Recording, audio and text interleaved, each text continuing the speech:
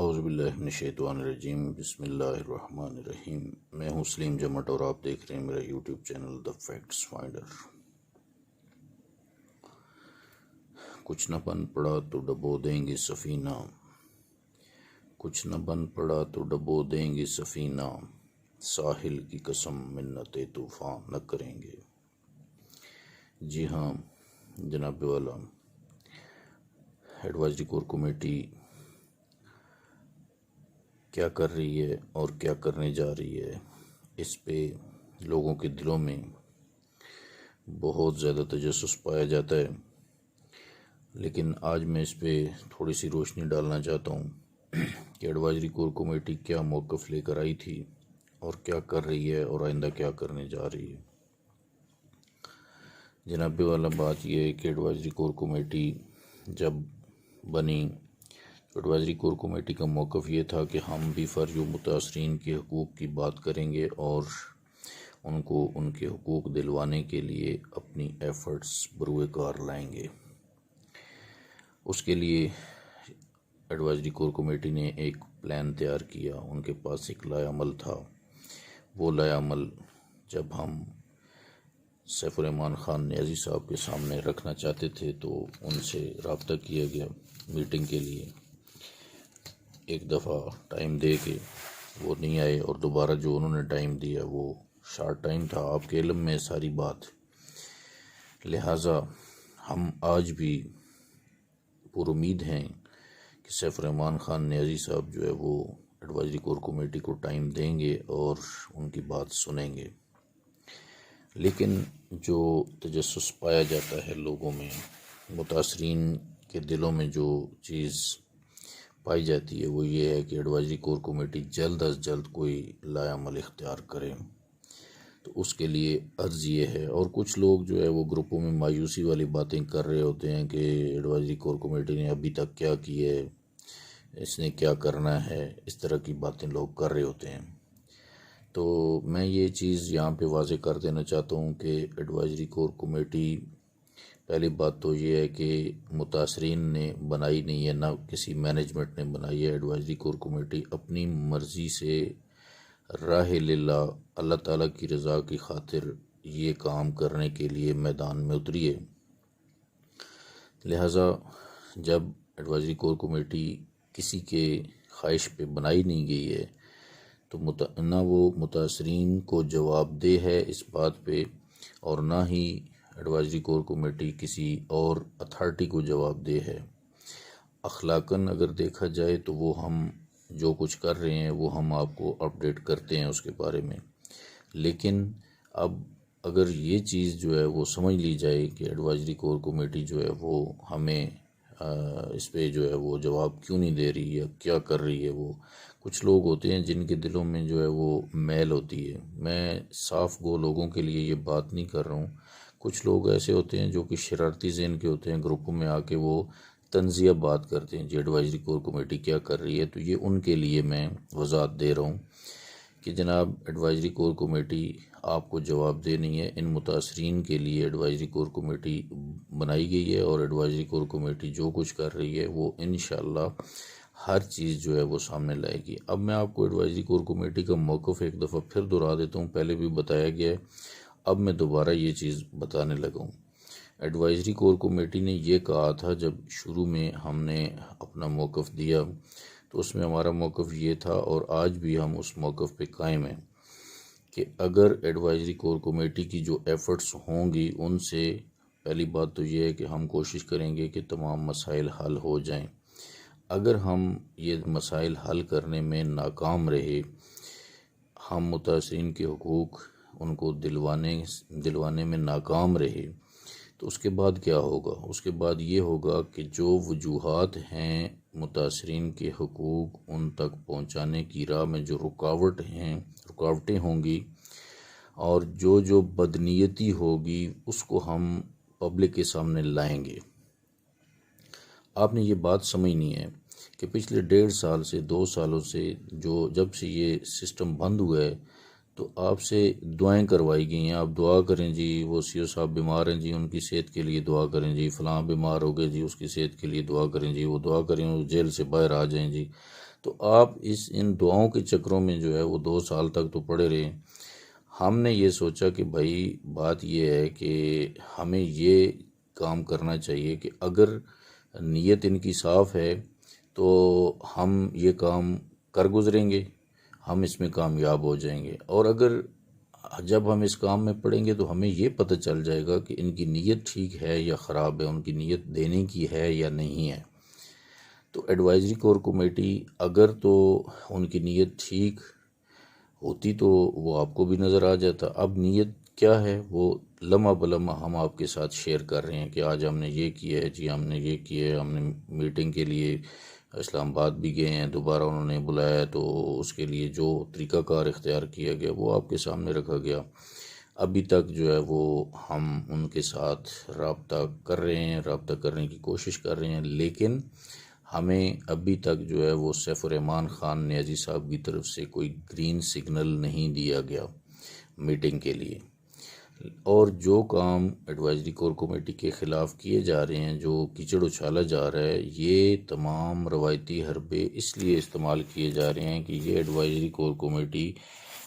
خلوص نیت سے میدان میں اتری ہے تو یہ رستے سے ہٹ جائے۔ ہم ان کی راہ میں رکاوٹ ہیں، جو ہم خلوص نیت سے لوگوں کے حقوق دلوانے کے لیے آئے ہیں تو ان کو ہم رکاوٹ نظر آتے ہیں، لیکن ہم یہ سمجھتے ہیں کہ متاثرین کے حقوق ان تک پہنچانے کی راہ میں اور بہت ساری رکاوٹیں ہیں، اور اس میں کسی حد تک جو ہے وہ میں یہ اگر کہوں تو بے جا نہ ہوگا، ابھی فی الحال چونکہ پری اینڈ ہوگا، لیکن جو آثار نظر آ رہے ہیں کہ اگر صاف نیت ہوتی تو ابھی تک جو ہے وہ ہماری میٹنگ ہو چکی ہوتی۔ تو ایڈوائزری کور کمیٹی کیا کر رہی ہے جناب والا؟ ایڈوائزری کور کمیٹی نے جو موقف اختیار کیا تھا کہ اگر ہم اس میں کامیاب ہو گئے تو ٹھیک، اگر ناکام ہوئے تو پھر ہم ان چہروں کو ایکسپوز کریں گے، وہ چہرے آپ کے سامنے ہم لائیں گے کہ جو آپ کے حقوق آپ تک پہنچانے کی راہ میں رکاوٹ ہوں گے۔ تو وہ کام تو ہم کر رہے ہیں، لمحہ بلمحہ آپ تک یہ خبریں پہنچ رہی ہیں کہ کیا ہو رہا ہے اور کون کیا کر رہا ہے، ایڈوائزری کور کمیٹی پہ کیا کیا الزامات لگائے جا رہے ہیں، گالیاں دی جا رہی ہیں، ماں بہن کی ننگی گالیاں دیتے ہیں اور گندے الفاظ استعمال کرتے ہیں گروپوں میں۔ ایڈوائزری کور کمیٹی نے ان کے ساتھ کیا کیا؟ یہ جو بکواسات آ کے کرتے ہیں گروپوں میں، ان کا کیا بگاڑا ہے؟ ایڈوائزری کور کمیٹی نے ان کو کیا تکلیف پہنچائی ہے؟ ان کی دم پہ پاؤں یہی آیا ہے نا کہ ہم لوگوں کے حقوق کی بات کر رہے ہیں، اس بات کرنے پہ ان کو اتنی تکلیف ہو گئی ہے۔ کبھی کہتے ہیں جی فلاں نے فلاں کمپنی جوائن کر لی ہے، کبھی کہتے ہیں جی وہ 11 کروڑ روپے مانگ لیے ہیں، تو ابھی تک تو ان کے پاس کوئی ایسا ثبوت نہیں آیا۔ تو لہٰذا ایڈوائزری کور کمیٹی نے کچھ کیا ہے نا، کوئی پروگرس دی ہے تو ان کی دم پہ پاؤں آیا ہے نا، وہ پروگرس جو ہے وہ جاری ہے، وہ پروگرس آپ کو انشاءاللہ نظر آئے گی چند دنوں میں۔ ایڈوائزری کور کمیٹی نے پہلی بات تو یہ ہے کہ ایڈوائزری کور کمیٹی 11 افراد پر مشتمل تھی جب بنی تھی، انہوں نے اس کو توڑنے کی کوشش کی، 2 ممبران کو انہوں نے علیحدہ کیا، اور اس کے بعد جو ہے وہ 2 ممبران ہم نے دوبارہ سے ریپلیس کیے، ایڈ کیے، اس میں ہم دوبارہ اس کو 11 پہ لے گئے۔ ایک ممبر ہمارے جو ہے وہ بیماری کی وجہ سے انہوں نے ریزائن کیا، حکیم شفیق سدھو صاحب، انہوں نے بیماری کی وجہ سے ریزائن کیا، ان کی جگہ پہ بھی ہم نے ایک بندہ ایڈ کر لیا۔ 11 کی ہماری ایڈوائزری کور کمیٹی آج بھی قائم و دائم ہے اور پاؤں پہ کھڑی ہے، کوئی ایسی بات نہیں، اس میں ایک بندہ بھی نہ بکنے والا ہے نہ جھکنے والا ہے۔ میں ان کو چیلنج کر رہا ہوں کہ ابھی آپ زور لگا کے دیکھ لیں، ایڈوائزری کور کمیٹی میں سے ایک بندہ بھی مجھے خرید کے دکھائیں، میں دیکھتا ہوں آپ کے پاس کتنے وسائل ہیں، کتنا آپ کے پاس پیسہ ہے، لیکن ہم آپ کے اس پیسے پہ جو آپ رشوت کی صورت میں دیتے تھے لوگوں کو، اور آج بھی آپ دینا چاہتے ہیں اور لوگوں کو خریدنا چاہتے ہیں، ہم اس پہ لعنت بھیجتے ہیں 1000 دفعہ۔ اب میں آپ کے سامنے ایڈوائزری کور کمیٹی کے جو ہمارے ممبران ہیں ان کے نام میں آپ کے سامنے یہ ڈسپلے پہ آپ دیکھ سکتے ہیں کہ ایڈوائزری کور کمیٹی کے جو ہمارے 11 ممبران ہیں ابھی فائنل ہو چکے ہیں، ان کے نام جو ہے وہ آپ کے سامنے آپ دیکھ سکتے ہیں۔ 11 کے 11 ممبران ہمارے جو ہیں وہ چاق و چوبند دستے کی طرح موجود ہیں ایڈوائزری کور کمیٹی میں، اور آئندہ کا ہمارا جو لائحہ عمل ہے وہ یہ نیکسٹ آپ کے سامنے میں آپ کو دکھا رہا ہوں کہ اگلی جو تصویر ہے اس میں آپ دیکھ سکتے ہیں کہ ہماری جو صوبائی کمیٹیاں ہیں، ذیلی کمیٹیاں، وہ بھی تشکیل پا چکی ہیں۔ لہٰذا یہ آپ کے سامنے آپ دیکھ سکتے ہیں کہ پنجاب سے ہمارے جو ہیں وہ 7 ممبران ہیں، اور KPK سے 7 ممبران ہیں، سندھ سے 7 ممبران ہیں، بلوچستان سے 7 ممبران ہیں، آزاد جموں کشمیر سے 7 ممبران ہیں۔ ایڈوائزری کور کمیٹی کے بارے میں جو لوگ یہ کہتے ہیں کہ یہ کیا کر رہی ہے، ہم سارا دن لوگوں کے ساتھ رابطے کرتے ہیں۔ ہم نے یہ جو ممبران ہم نے نکالے ہیں پورے پاکستان سے، یہ سمجھ لیں کہ یہ پورے B4U فیملی کا جو ہے نا ارک ہے۔ یہ وہ لوگ ہوں گے جن کو آپ خرید نہیں پائیں گے، ٹھیک ہے۔ یہ محنت ہے جو ہم نے کی ہے۔ جب یہ بندے ہم آپ کے سامنے کھڑے کریں گے نا تو آپ کو پتہ چلے گا، اور ان بندوں کی جو ان ممبران کی، ان لیڈرز کی جو محنت ہوگی وہ آپ کو نظر آئے گی کہ یہ کیا کر رہے ہیں۔ کل گروپوں میں ایک میسیج سرکولیٹ کیا گیا تھا جس میں FIA اور سائبر کرائم وغیرہ کے نمبرز جو ہے وہ ڈسپلے کر دیے گئے تھے۔ وہ میسیج بھی گروپوں میں سرکولیٹ کر رہے ہیں۔ آپ تمام احباب سے گزارش ہے کہ کوئی بھی نئی ویب سائٹ آتی ہے، نئی کمپنیاں آتی ہیں تو اس کو جوائن نہ کریں۔ کون سی کمپنیاں، یہ بات میری سمجھ لیں، یہ اس پہ اعتراض ہوتا ہے کہ جی آپ تو خود کہتے ہیں کہ کمپنیاں جوائن نہ کریں، تو ایڈوائزری کور کمیٹی والے بھی کر رہے ہیں، ہو سکتا ہے میں بھی کوئی کمپنی کر رہا ہوں، لیکن ہم وہ کمپنیاں کر رہے ہیں جو گھر کا چولہا جلانے کے لیے ہم نے کمپنیاں، کوئی باہر کی کمپنی ہم نے جوائن کی ہے، کسی B4U کے بڑے لیڈر کی، کسی لٹیرے کی کمپنی ہم نے جوائن نہیں کی ہوئی ہے کہ جو B4U کا کروڑوں روپے ہضم کر کے بیٹھا ہوا ہے اور B4U فیملی کے حقوق کی بات نہیں کرتا ہے اور اپنی کمپنی بنا کے بیٹھ گیا۔ ایسی کمپنی کو آپ نے جوائن نہیں کرنا ہے۔ اس کے علاوہ جس کو مرضی آپ جوائن کریں، ہمیں کسی کمپنی پہ کوئی اعتراض نہیں ہے، لیکن ایسی کمپنیوں سے پھر بھی باخبر رہیں کہ جو کمپنیاں آتی ہیں اور لوٹ کے چلی جاتی ہیں، ٹھیک ہے، ایسی کمپنیوں سے باخبر رہیں۔